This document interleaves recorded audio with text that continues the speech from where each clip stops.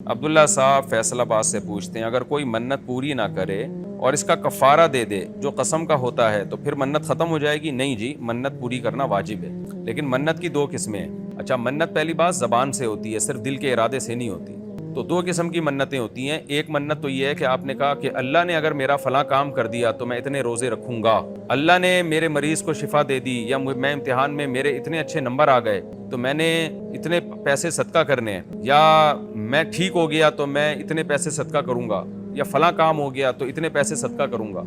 تو یہ 100% منت ہی ہے، اس کو پورا کرنا واجب ہے۔ اگر وہ کام ہو گیا آپ کا، جتنے روزے کی منت مانی تھی سارے روزے رکھنے پڑیں گے، جتنی نمازوں کی منت مانی تھی ساری نمازیں۔ لیکن منت کی ایک دوسری قسم یہ ہوتی ہے کہ آپ نے اپنے اوپر کوئی کام سے بچنا لازم کر لیا۔ آپ نے کہا کہ اگر میں نے فلاں کام کیا تو میں اتنے روزے رکھوں گا، یعنی میں نے اگر یہ کام کر لیا، جیسے گناہ سے بچنے کے لیے لوگ اس طرح کی منتیں مانتے ہیں، اگر میں نے جو ہے یہ فلاں، میں نے جیسے سگریٹ پی لی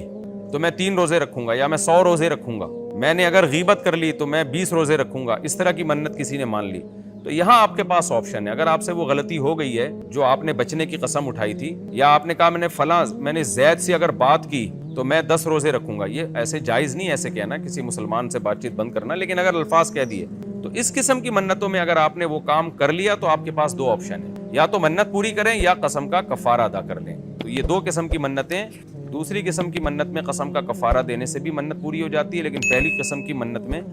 منت ہی پوری کرنی پڑے گی آپ کو۔